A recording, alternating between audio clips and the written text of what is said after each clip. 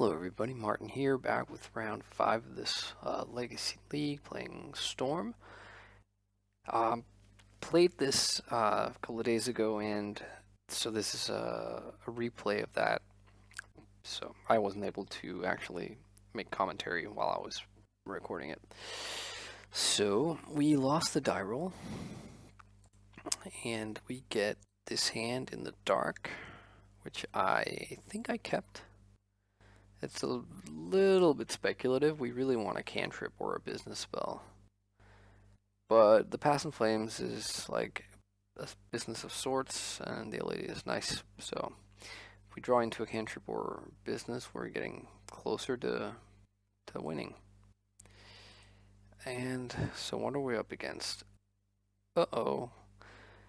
So probably Eldrazi for obvious reasons. But for as far as Eldrazi go, this is like the best land that we can hope for them to lead on, because it doesn't cast any of the artifact pieces, the Chalice or the Thorn. So they have double Mimic. So this is sort of hand that can just go nuts. Like if they can follow it up with like Thought Not Seared, take my best card, I take 8, and then like another creature to pump them on the next turn, you're dead. So Eldrazi obviously isn't our favorite thing in the world to face, to put it in mild terms. So here I think I have to name Thought Not Seer. So I do, but they don't have it. They have a Wasteland, which is like potentially, obviously, it's not great for us, but we have lands to play around it. But it's pretty much nothing else. Then they have this Fleet Wheel Cruiser. So this is like basically like a 5/3 haste dude that then gets crewed for 2. So it's pretty nice, but it doesn't, I don't think, trigger the mimics, right? Because mimic says when another color creature enters the battlefield. And this is not a creature when it enters, but when it enters, it's then becomes a creature. So, but anyways, so not like a far cry from what we could like potentially be dreading here, which would be like Chalice or Thorn, basically, or a Thought Not Seer, but we would have taken that. So there's a world where we have to play out the pedal to have Brainstorm open in case they like just draw into a Thought Not actually. Maybe we should have done that. Instead we just take 4. We get a tutor, which is pretty sweet. And we just have to hope to fade more like detrimental stuff from them. Luckily they don't draw anything. So we get to untap and draw land, which isn't great, but if we hit on Brainstorm, we get to win, I think. So we don't really hit, but kind of, right? So we can put back 2 lands. We can't really get the threshold yet. And so, like, I think we had Nauseam from here, which we obviously aren't going to do. You know what? It's funny, I'm about to do it again. I completely overlooked that I had a tutor, a diamond, a ritual, and a Pass in Flames in hand. I sort of overlooked the Pass in Flames, which means I can just go for it. I can just tutor for another ritual and win that way. Instead, I decided to wait another turn and you rest them here. So they've drawn another cruiser and then Ulamog, big baddie. So, but yeah, we could have gone like Petal, Cabal Ritual, 3 mana floating, Diamond Tutor. So 4 mana floating, get a ritual, 7 mana floating, like Cabal Ritual, Flashback Pass in Flames, 2 floating, 2 becomes 5, becomes 8. So we could have won this turn, which we definitely should have done. Instead, we let them like have another draw step to find something that matters. They don't. They could even like have killed us with like whatever, any. Well, not any, I guess, but like a smasher would have killed us. But that was the same the turn before. Alright, so we are like winning here this turn. We weren't punished for our slacky plays. We take duress just in case they drew like a warping whale. And they didn't, so might as well play around stuff when you can. It's very unlikely if they had warping whale that they wouldn't have used it on the first tutor, but yeah, you never know.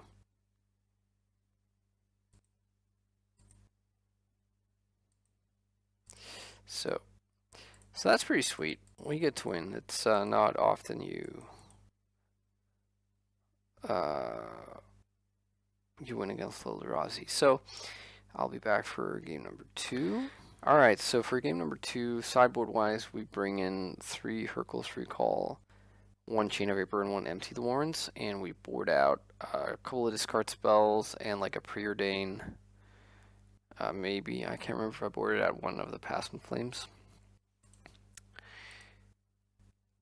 And we get this hand. So I think I mulligan this hand, and this is a fine hand, but it's just like, if we get turn 1 Chaliced, we have basically mulligan to 4. 3, since Tendrils isn't really a card in this build to just be sitting on. So I think I have to mulligan, and I do, and I get this hand, and it's a greedy keep. We are already, like, the Empty the Warrens in hand is awesome. If we scry into, like, a land, and they don't have turn 1 disruption, we can make 7 goblins, sorry, not 7, 8 tokens, and any additional, like, free spell, like a ritual, or a mana rock, or a probe gets us to 10 or 12 or whatever. But it is risky. We do this, we scry Cabal Therapy, we're going to scry that to the bottom. And again, they lead on Eye and just Mimic. An Endless one, right, okay. So, like a pretty, like, mediocre hand, opening-wise for Eldrazi. So, we decide to play out the Petal and Brainstorm. We can hit, like, this probably means we won't be getting Empty the Warrens, but if we hit, like, land and what could we hit? Like, I guess, like, land, double diamond lets us, like, land, put back Empty the Warrens, cast Ponder off the land, sack the diamonds, get the empty, but it's probably wishful thinking. But we need to hit a land, and we don't, sadly. So I think I got blinded a bit by greed here, because we really needed to hit a land. We didn't just, like, need it a little bit. We really needed it. So we probably should have cast Ponder over Brainstorm. But I got blinded by the potential if, like, Brainstorm found us a land plus good stuff. So I decided to keep playing here, but really we are not looking good. And I decided to probe just to, like, cycle through, get through the Brainstorm lock as quickly as I can and see what they were running. And look at this. So sad for me. Like, they had nothing. This is like a complete nonsense hand to keep. I'm sorry, I'm being a bit sort of rude, I guess, but if ever there's a hand that Storm beats out of Eldrazi, it's like a hand like this in game 2, no less, after winning game 1. So, but no such luck. We just cycle into our Tendrils. They take their turn, beat us for 5, and we have to just pass again. And now the next card down, we don't know what that is, but as it turns out, they have a Smasher and we're dead.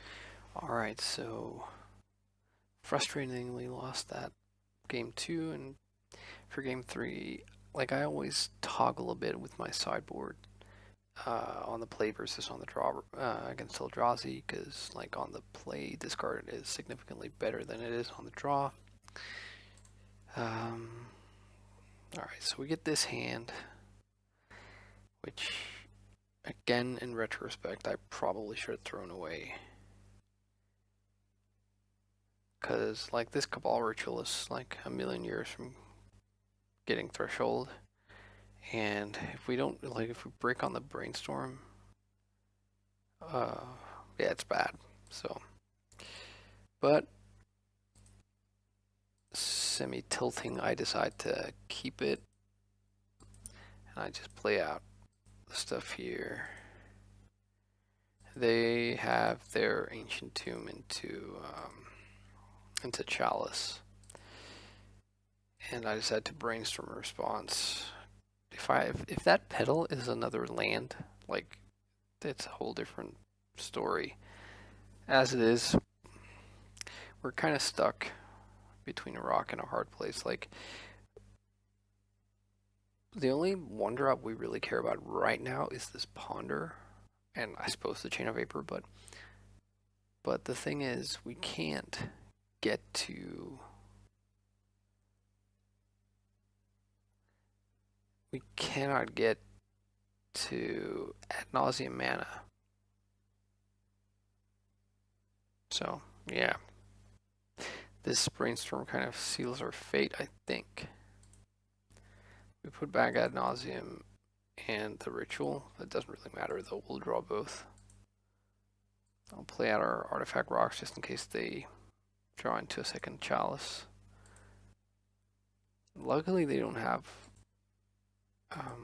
or I don't think they have, Thought Not Seer, but they have like double mimics, so you'd imagine next turn is going to be bad for us. They have Matter Reshaper. So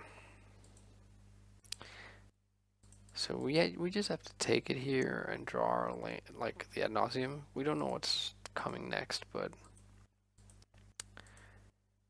so what's this?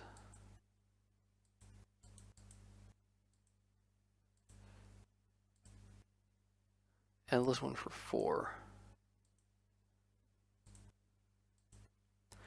So this means we'll take 11. Dropping to 9, so now the ad nauseam isn't even really that sort of tempting.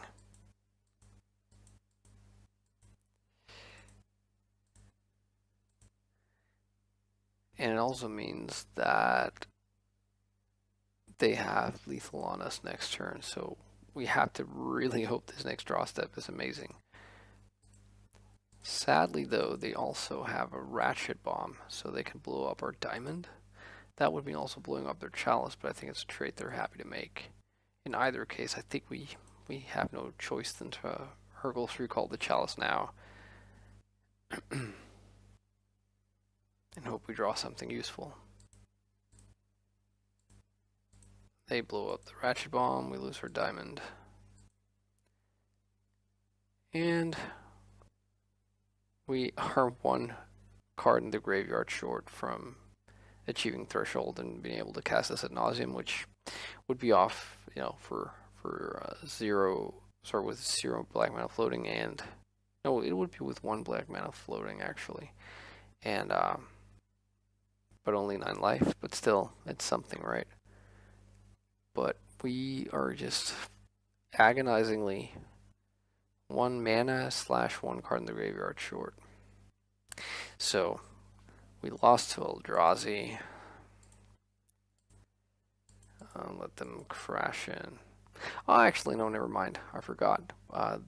Blasting that Ratchet Bomb also lost them their endless one, so we got 1 more draw step. But now, like, the ad nauseam is just a dud. And to make matters worse, we draw the one castable spell that isn't actually now castable because we're at 2 life. So now we lose.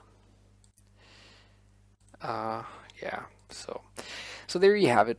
We went 3-2 in this league, losing to Miracles, which was actually the one matchup we had made a special sideboard to test against, but that didn't go too well. Not really ready to call it off yet, but it does seem a bit cute to have like 6 cards in the sideboard that are that narrow. I mean, stuff like Abrupt Decay at least has applications against other decks, where it's fairly narrow, where like again, like outside of the Miracle matchup, it's not that apparent to me where you'd want the Doomsday Sheldog Isle Emrakul package. But yeah, I don't know. I might keep testing it a bit. I'm not sure. But anyways, thanks so much for watching. I hope you enjoyed it, and I'll try and be back with some more Legacy and Vintage stuff. Bye bye.